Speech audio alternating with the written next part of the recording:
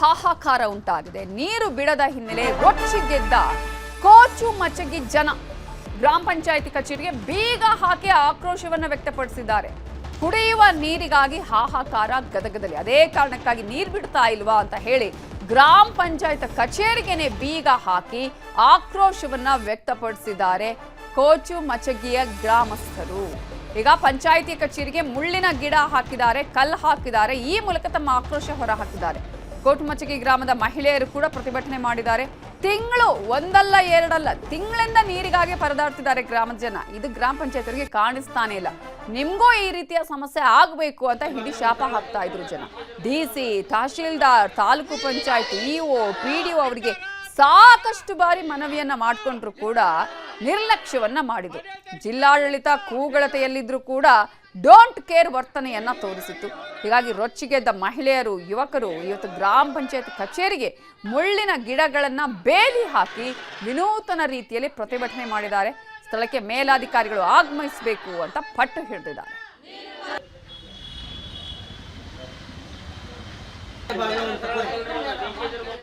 ಗ್ರಾಮದಲ್ಲಿ ನೀರಿನ ಸಮಸ್ಯೆಗಾಗಿ ಮುಂಜಾನೆ 7 ಗಂಟೆಗೆ ಬಂದೇವ್ರಿ. 7 ಗಂಟೆಗೆ ಬಂದು ಇಲ್ಲಿ ನೀರಿಗೋಸ್ಕರವಾಗಿ ಇಲ್ಲೇ ಕುತ್ಕೊಂಡು ಇಲ್ಲೇ ಹೋರಾಟ ಮಾಡಕತ್ತೀವಿ. ನಮ್ಮ ಊರಿಗೆ 3 ತಿಂಗಳಾತೀವಿ. ನಮ್ಮ ಓಣಿಗೆ 3 ತಿಂಗಳಾತ ನೀರು ಬಂದಿಲ್ಲ. ಊರಿಗೂ ನೀರಿಲ್ಲ. ಎಲ್ಲಿ ಹೋದ್ರೆ ಇನ್ನೊಬ್ಬರ ಮೇಲೆ ಇನ್ನೊಬ್ಬರು, ಒಬ್ಬರ ಮೇಲೆ ಒಬ್ಬರು ಯಾರನ್ನು ಕೇಳೋಕ್ಕೂ ನಮ್ಗೆ ಇದಿಲ್ಲ. ಯಾರು ಅಂತ ಗುರ್ತಿಲ್ಲ. ಒಬ್ರು ಕೇಳಿದ್ರೆ ಅವ್ರು ಕೇಳ್ರಿ, ಅವ್ರು ಕೇಳ್ರಿ. ಪಂಚಾಯತಿ ಬರತ್ಲೆ ಪಂಚಾಯತರು ಯಾರು ನಮಗೆ ಸಂಬಂಧ ಇಲ್ದಂಗೆ ಹರಕೆ ಉತ್ತರ ಕೊಡ್ತಾರೆ. ಯಾರು ನಮ್ಗೆ ಇದು ಉತ್ತರನೇ ಬರೋದಿಲ್ಲ. ನಾವು ಯಾರಂತ ಕೇಳೋದು. ಆಮೇಲೆ ಇವ್ರು ಯಾರು ಶಾಸಕರು ಯಾಲ್ಲ ಅವ್ರಂತೂ ನಾವು ಇದನ್ನ ನೋಡಿಲ್ಲ. ಬರಲಿ, ಅವರು ಬರಲಿ. ಅವ್ರು ಯಾರು ಹೆಣ್ಮಕ್ಳು, ಅವ್ರಿಗೆ ಮನೆಗೆ ಹೆಣ್ಮಕ್ಳು ಇದ್ರೆ ಅವ್ರ ಶಾಸಕರಿಗೆ ಗೊತ್ತಾಗತ್ತೆ ನೀರಿಲ್ದ ಹೆಂಗೆ ಜೀವನ ಮಾಡ್ತಾರೆ. ಈಗ ಆಡಳಿತ ಮಾಡೋರು ಕಾಳಜಿ ಮಾಡಿ ಹೆಣ್ಮಕ್ಳಿಗೆ ನೀರು ಐತಿ ಇಲ್ಲ ಅಂತ ವಿಚಾರ ಮಾಡಲ್ಲ. 3 ತಿಂಗಳ ಗಂಟ್ಲೆ ನೀರು ಹೋದ್ರೆ ಹೆಣ್ಮಕ್ಳು ಏನು ಮಾಡ್ಬೇಕು? ನಾವು ಅಡುಗೆ ಮಾಡೋದು ಹೆಂಗೆ? ಅವ್ರು ಹೆಂಗೆ ಹೊತ್ತು ಎಲ್ಲರ ಟ್ಯಾಂಕ್ ಅದಾವಪ್ಪ, ಊರಾಗ ಕೆರೆ ಅದಾವ ಅಂದ್ರೆ ಹೋಗ್ತಾರ. ಊರಾಗ ಒಂದು ಕೆರೆ ಇಲ್ಲ. ಕೆರೆ ಅದಾವು, ಅದಕ್ಕೆ ಮುಂಜಾನೆ ಅಂತ ತಿನ್ನಾಕದಾರ. ಹೆಣ್ಮಕ್ಳ ಸಮಸ್ಯೆ ಬಗೆಹರಿಸಾರ ಯಾರೂ ಇಲ್ಲ. ದಯವಿಟ್ಟು ಮ್ಯಾಗಲ್ ಸದಸ್ಯರಾಗಲಿ, ಇಲ್ಲಿ ಕಾರ್ಯಕರ್ತರಾಗಲಿ ಎಲ್ಲರೂ ಬಂದು ನಮ್ಮ ಸಮಸ್ಯೆನ ಬಂದು ಕೇಳೋವರೆಗೂ ನಾವು ಈ ಹೋರಾಟನ ನಿಲ್ಲಿಸಲ್ಲ. ಈ ಪಂಚಾಯತಿಗೆ ಧಿಕ್ಕಾರ ಮಾಡ್ತೀವಿ. ಬಂದು ನಮಗೆ ಬಗೆಹರಿಸೋ ಮಟ್ಟ ನಾವು ಇದನ್ನು ಸ್ಥಾಪನೆ ಮಟ್ಟ ನಿಲ್ಲಿಸಲ್ಲ. ನಾವು ಕೇಳೋದು ಇದನ್ನು. ನಮ್ಮ ಕೋಟುಮಚಗಿ ಗ್ರಾಮದಲ್ಲಿ ನೀರಿನ ಸಲುವಾಗಿ 4-5 ತಿಂಗಳಾಯ್ತು ನೀರು ಬರವಲ್ದು. ಅದ್ರ ಸಂಬಂಧ ಈ ಪಂಚಾಯತಿ ಸಿಬ್ಬಂದಿ ಬಂದು ಎಲ್ಲರಿಗೆ ಬಂದು ಹೇಳಿದ್ರು, ಯಾರು ನಮ್ಗೆ ಏನೂ ರೆಸ್ಪಾನ್ಸ್ ಕೊಟ್ಟಿಲ್ಲ. ನೀರು ಬಿಡೋ ವ್ಯವಸ್ಥೆ ಇಲ್ಲ. ಆದ್ರೆ ನೀರು ಬಿಡೋ ಇವರು ನಳ ಬಿಡೋರು ಏನೋ ನಮ್ಗೆ ಇದನ್ನು ಮಾಡಲ್ಲ. ಪಿ ಡಿ ಅವ್ರಿಗೆ ಬಂದು ಹೇಳಿದ್ರೆ ಪಿ ಡಿ ಅವ್ರಿಗೆ ಹೇಳಿವ್ರಿ, ಅಲ್ಲಿ ಬರ್ತಾವ್ರಿ ಇಲ್ಲಿ ಬರ್ತಾವ್ರಿ ಅಂತ. 4 ತಿಂಗಳಾಯ್ತು ಒಂದು ಹನಿ ನೀರಿಲ್ಲ. ಈಗ ಪಂಚಾಯತಿ ಇದು ನಮ್ಮ ಕುಟುಂಬ ಬರೀ ಪಿ ಡಿ ಅವ್ರ ಗುಟ್ಟ ಗುದ್ದಾಡ್ತೀವಿ, ಮತ್ತು ಓಣಿಯವ್ರು ಬರ್ತೀವಿ. ಪಂಚಾಯತಿ ಕಿಲಿ ಹಾಕಿದ್ರು ಕೂಡ ಯಾರೂ ಸರಿಯಾಗಿ ರೆಸ್ಪಾನ್ಸ್ ಮಾಡ್ತಾ ಇಲ್ಲ. ಸುಮಾರು 15 ದಿನದವರೆಗೂ ಪಂಚಾಯತಿ ಕಿಲಿ ಹಾಕಿದ್ರೆ ಯಾವ ಅಧಿಕಾರಿಗಳು ಬಂದು ಕೇಳ್ತಾ ಇಲ್ಲ. ಇದು ಭಾಳ ಕಣ್ಣಿನಾಗೈತೆ ಸರ. ಅದಕ್ಕೆ ಮೇಲಾಧಿಕಾರಿಗಳು ಯಾರದಾರ ಸಂಬಂಧಪಟ್ಟ ಜಿಲ್ಲಾಧಿಕಾರಿಗಳು, ಉಸ್ತುವಾರಿ ಮಂತ್ರಿಗಳು ಬರೋವರೆಗೂ ನಮ್ಮ ಹೋರಾಟ ನಿಲ್ಲಲ್ಲ. ನಮ್ಮದು ಅಡುಗೆ ಊಟ ಇದರ ಬಗ್ಗೆ ಇನ್ನಷ್ಟು ಡೀಟೇಲ್ಸ್ ಕೊಡೋದಕ್ಕೆ ನಮ್ಮ ರಿಪೋರ್ಟರ್ ಸಂತೋಷ್ ಕಣ್ಣೂರ ಈಗ ಫೋನ್ ಸಂಪರ್ಕದಲ್ಲಿ ಜಾಯ್ನ್ ಆಗಿದ್ದಾರೆ. ಸಂತೋಷ್, ಕಳೆದ 4 ತಿಂಗಳಿಂದ ಕುಡಿಯುವ ನೀರಿಗಾಗಿ ಹಾಹಾಕಾರ ಇದೆ. ಎಲ್ರಿಗೂ ಮನವಿ ಮಾಡಿದ್ರು ಕೂಡ ನಮಗೆ ಒಬ್ಬರು ನೀರು ತಂದು ಕೊಡ್ತಾ ಇಲ್ಲ ಅಂತ ಹೇಳಿ ಈ ರೀತಿಯಾಗಿ ಈಗ ವಿನೂತನವಾಗಿ ಪ್ರತಿಭಟನೆ ಮಾಡಿದ್ದಾರೆ. ಈಗಲಾದರೂ ಎಚ್ಚೆತ್ಕೊಂಡಿದ್ದಾರಾ ಅಧಿಕಾರಿಗಳು, ಗ್ರಾಮ ಪಂಚಾಯತ್ನವರು ಹೇಗೆ, ಅಥವಾ ಇನ್ನು ಕೂಡ ನಮಗೂ ಅದಕ್ಕೂ ಸಂಬಂಧ ಇಲ್ಲ ಅನ್ನೋ ರೀತಿಯಲ್ಲೇ ವರ್ತಿಸ್ತಿದ್ದಾರಾ?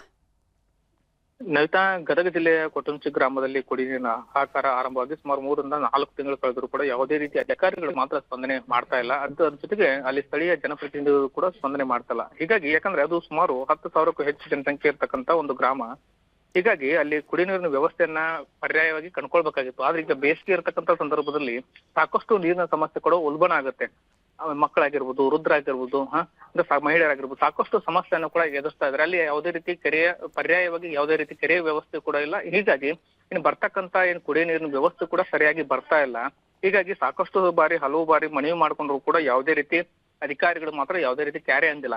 ಜೊತೆಗೆ ಅಲ್ಲಿ ಗ್ರಾಮ ಪಂಚಾಯತಿ ಆಗಿರ್ಬೋದು, ತಾಲೂಕ್ ಪಂಚಾಯತಿ ಆಗಿರ್ಬೋದು ಮತ್ತು ಜಿಲ್ಲಾ ಪಂಚಾಯತಿ ಅಧಿಕಾರಿಗಳು ಮಾತ್ರ ಇದ್ರ ಬಗ್ಗೆ ಯಾವುದೇ ರೀತಿ ಸಾಕಷ್ಟು ಬಾರಿ ಮನವಿ ಮಾಡ್ಕೊಂಡ್ರು ಇವರ ಸಮಸ್ಯೆಗೆ ಸ್ಪಂದನೆಯನ್ನ ನೀಡಿಲ್ಲ. ಹೀಗಾಗಿ ಗ್ರಾಮಸ್ಥರು ಕೂಡ ರೊಚ್ಚಿಗೆದ್ದು ಅವರು ಗ್ರಾಮ ಪಂಚಾಯತಿ ಏನಿದೆ ಆ ಗ್ರಾಮ ಪಂಚಾಯತಿಗೆ ಮುಳ್ಳಿನ ಕಂಟಿ ಹಚ್ಚುವ ಮೂಲಕ, ಅಲ್ಲೇ ಅಡಿಗೆಯನ್ನು ಮಾಡುವ ಮೂಲಕ ತಮ್ಮ ಆಕ್ರೋಶವನ್ನ ವ್ಯಕ್ತಪಡಿಸಿದ್ದಾರೆ. ಯಾಕಂದ್ರೆ ಅಷ್ಟೊಂದು ಅವರು ರೋಷ ಹೋಗಿರುವಂತದ್ದು. ಯಾಕಂದ್ರೆ ಹನಿ ನೀರಿಗೂ ಕೂಡ ತಾತ್ವಾರವನ್ನ ಪಡ್ತಾ ಇದ್ದಾರೆ. ಯಾಕಂದ್ರೆ ನೀರು ಸಿಕ್ಕರೆ ಮಾತ್ರ ಅವರಿಗೆ ಜೀವನಕ್ಕೆ ಅವಕಾಶ ಆಗುತ್ತೆ. ದಿನನಿತ್ಯದ ಸಾಕಷ್ಟು ಕೆಲಸಗಳಿರ್ತಾವೆ, ಜಾನುವಾರುಗಳಿದಾವೆ, ಅವಕ್ಕೆಲ್ಲವೂ ಕುಡಿಯುವ ವ್ಯವಸ್ಥೆ ಆಗ್ಬೇಕು. ಆದ್ರೆ ಅಲ್ಲಿ ಯಾವುದೇ ರೀತಿ ನೀರಿನ ವ್ಯವಸ್ಥೆ ಇಲ್ಲದ್ರಿಂದಾಗಿ ಸಾಕಷ್ಟು ಸಮಸ್ಯೆ ಆಗ್ತಾ ಇದೆ.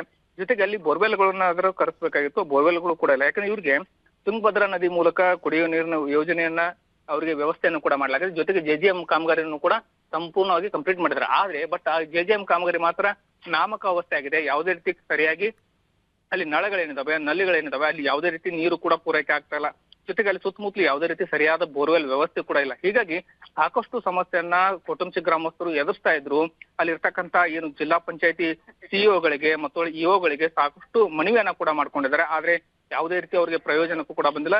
ಸಾಕಷ್ಟು ಈ ಒಂದೇ ಅಲ್ಲ, ಆ ಒಂದು ಸುತ್ತಮುತ್ತ ಇರ್ತಕ್ಕಂತ ಸಾಕಷ್ಟು ಸಮಸ್ಯೆಗಳಾಗ್ತಕ್ಕಂಥ ಗ್ರಾಮಗಳಿದಾವೆ. ಅವಕ್ಕೆಲ್ಲವೂ ಕೂಡ ನೀರಿನ ವ್ಯವಸ್ಥೆ ಕೂಡ ಕಂಡ್ಕೊಳ್ಬೇಕಾದ್ದು. ಯಾಕಂದ್ರೆ CM ಅವರು ಕೂಡ ಖುದ್ದಾಗಿ ಹೇಳಿದ್ದಾರೆ, ಯಾವುದೇ ರೀತಿ ಜಿಲ್ಲೆಯಲ್ಲಿ ಯಾವುದೇ ರೀತಿ ಸಮಸ್ಯೆ ಆಗ್ಬೋದು, ಜಿಲ್ಲಾಧಿಕಾರಿಗಳು ಅದ್ರ ಬಗ್ಗೆ ಕ್ರಮವನ್ನು ತೆಗೆದುಕೊಳ್ಬೇಕಂತೇಳಿ ಜಿಲ್ಲಾಧಿಕಾರಿಗಳು ಮುತುವರ್ಜಿ ವಹಿಸಿ ಈ ಒಂದು ಗ್ರಾಮ ಪಂಚಾಯತಿ ಕೊಟ್ಟಂಚಿ ಗ್ರಾಮ ಪಂಚಾಯತಿಯಲ್ಲಿ ಏನ್ ಸಮಸ್ಯೆ ಆಗ್ತದೆ ಹಾಗೆ ಸಂಪರ್ಕದಲ್ಲಿ ಸಂತೋಷ್. ಇದ್ರ ಬಗ್ಗೆ ಮಾತಾಡೋದಕ್ಕೆ ನಮ್ಮ ಜೊತೆ ಇದೀಗ ಡಾಕ್ಟರ್ HS ಜಿನಗಿ ಅವರು ತಾಲೂಕು ಪಂಚಾಯತ್ EO ಇವರು ಇದ್ದಾರೆ. ಸರ್ ನಮಸ್ತೆ. ನಮಸ್ತೆ ಮೇಡಮ್. ಸರ್, ಈಗ ಊರಿನಲ್ಲಿ ನೀರಿಲ್ಲ, ಕುಡಿಯೋದಕ್ಕೆ ನೀರಿಲ್ಲ ಅಂತ ಹೇಳಿ ಕಳೆದ 4 ತಿಂಗಳಿನಿಂದಲೂ ಕೂಡ ಜನ ಹೇಳ್ತಾ ಇದ್ದಾರೆ. ಮಹಿಳೆಯರು ಹೇಳ್ತಾರೆ ನನಗೆ ಅಟ್ಲೀಸ್ಟ್ ಸಾಕಷ್ಟು ಸಮಸ್ಯೆಗಳಿದೆ ಅಂತ ಹೇಳಿ. ಆದರೂ ಕೂಡ ತಾಲೂಕು ಪಂಚಾಯತ್ ಒಂದು ಚೂರು ಅದರ ಕಡೆ ಗಲೆನೇ ಹಾಕಿಲ್ಲ, ಸಮಸ್ಯೆಗೆ ಪರಿಹಾರ ಕಂಡುಕೊಳ್ಳುವಂಥ ಪ್ರಯತ್ನ ಮಾಡಿಲ್ಲ. ಒಂದು ಕಡೆ ಬೋರ್ವೆಲ್ ಇಲ್ಲ, ಅಲ್ಲಿ ಕೆರೆ ಇಲ್ಲ. ಹೇಗೆ ಸರ್ ಬದುಕೋದು ಹೀಗಾದ್ರೆ? ಮಹಿಳೆಯರು ಅದನ್ನೇ ಎಸ್ಪೆಷಲಿ ಹೇಳ್ತಾರೆ, ಮಹಿಳೆಯರಿಗೆ ಎಷ್ಟೊಂದು ಸಮಸ್ಯೆಗಳಿರುತ್ತೆ, ಅದನ್ನಾದರೂ ಅಟ್ಲೀಸ್ಟ್ ನೋಡಬೇಕಾಗಿತ್ತಲ್ಲ ಅಂತ ಹೇಳಿ. ಯಾಕೆ ಸರ್, ಏನು ಸಮಸ್ಯೆ ಏನು ಅಲ್ಲಿ ಹೋಗಿ ಅವರಿಗೆ ಸಮಸ್ಯೆಗೆ ಪರಿಹಾರ ಕಂಡುಕೊಳ್ಳೋದಕ್ಕೆ? ಅದು ನಿನ್ನೆ ಆಗಿತ್ತು ಮೇಡಮ್. ಅದು ಯಾವುದು ಸರ್?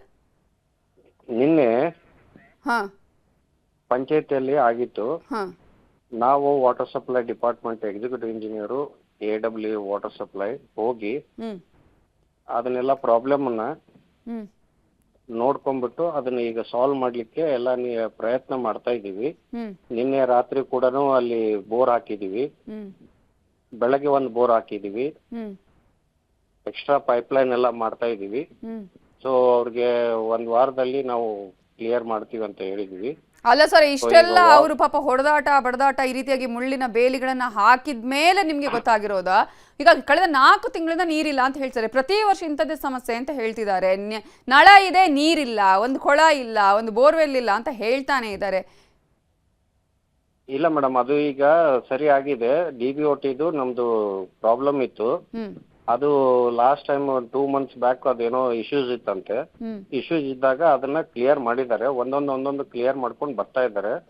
ಟೇಲ್ ಎಂಡ್ ಅಲ್ಲಿ ಕೆಲವೊಂದು ಮನೆಗಳಿಗೆ ಬರ್ತಾ ಇರ್ಲಿಲ್ಲ. ನಿನ್ನೆ ನಾವು ಪರ್ಸನಲ್ ಆಗಿ ಎಲ್ಲ ಊರೆಲ್ಲ ಅಡ್ಡಾಡಿ ಎಲ್ಲ ನೋಡ್ಕೊಂಡ್ ಬಂದು ಎಲ್ಲೆಲ್ಲಿ ಪೈಪ್ಲೈನ್ ಬ್ಲಾಕ್ ಆಗಿದೆ ಅದನ್ನೆಲ್ಲ ಈಗ ಟ್ರೇಸ್ ಔಟ್ ಮಾಡಿದೀವಿ.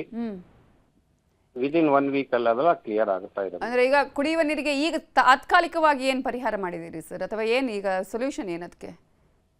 ಈಗ ನೀವು 1 ವಾರ ಆದ್ಮೇಲೆ ಓಕೆ ಅಂತ ಹೇಳಿದಿರಿ, ಫೈನ್, ಓಕೆ, ಅದನ್ನ ನಾವು ಅಪ್ರಿಶಿಯೇಟ್ ಮಾಡ್ತೀವಿ. ಬಟ್ 1 ವಾರಕ್ಕಾದ್ರೂ ನೀರು ಬೇಕಲ್ಲ ಸರ್? ಏನಾಗಿತ್ತು ಅಂದ್ರೆ 1 ವಾರದಿಂದ ಇಲ್ಲಿ ಮಳೆಗೆ ಅದೆಲ್ಲ ಗಾಳಿ ಎಲ್ಲ ಬಿಟ್ಟು ನಮ್ದು ಕರೆಂಟ್ ಸಪ್ಲೈ ಇರ್ಲಿಲ್ಲ. ಸೊ ಅದು ಟೇಲ್ ಎಂಡ್ ವಿಲೇಜ್ ಆಗಿರೋದ್ರಿಂದ ಅಲ್ಲಿ ವಾಟರ್ ಸಪ್ಲೈ ಸ್ವಲ್ಪ ಸಮಸ್ಯೆ ಆಗಿತ್ತು. ನಮ್ದು ಬೋರ್ವೆಲ್ ಇಂದ ಏನು ಚಿಕ್ಕದಾಗಿ ನೀರು ಬರ್ತಿತ್ತು ಅದು ಎಲ್ಲರಿಗೂ ಸಫಿಶಿಯಂಟ್ ಆಗ್ತಿರ್ಲಿಲ್ಲ. ಬಟ್ ಈಗ ಅದು DBOTದು KB ವಾಟರ್ ಸಪ್ಲೈ ಇದಕ್ಕೆ ಕರೆಂಟ್ ಎಲ್ಲ ಕ್ಲಿಯರ್ ಆಗಿದೆ. ಅದು ಕೂಡ ಈಗ ನೀರು ಬರ್ತಾ ಇದೆ. ಪ್ರತಿನಿತ್ಯ ಈಗ ಕುಡಿಯುವ ನೀರು ಸಿಗುತ್ತಾ 1 ವಾರ ಆದ್ಮೇಲೆ? ಸಿಗುತ್ತೆ, ಈಗೂ ಬರ್ತಾ ಇದೆ. ನಿನ್ನೆ ಇವತ್ತು ಕೂಡಿ 2 ಬೋರ್ ಹಾಕಿದೀವಿ ಎಕ್ಸ್ಟ್ರಾ. ಸಪೋಸ್ ಅಲ್ಲಿಂದ DBOT ಏನಾದ್ರು ಪ್ರಾಬ್ಲಮ್ ಇತ್ತು ಅಂದ್ರೆ ಇಲ್ಲಿಂದನೇ ನಾವು ಸಪ್ಲೈ ಮಾಡ್ಲಿಕ್ಕೆ ಬೋರ್ವೆಲ್ ಹಾಕಿದೀವಿ.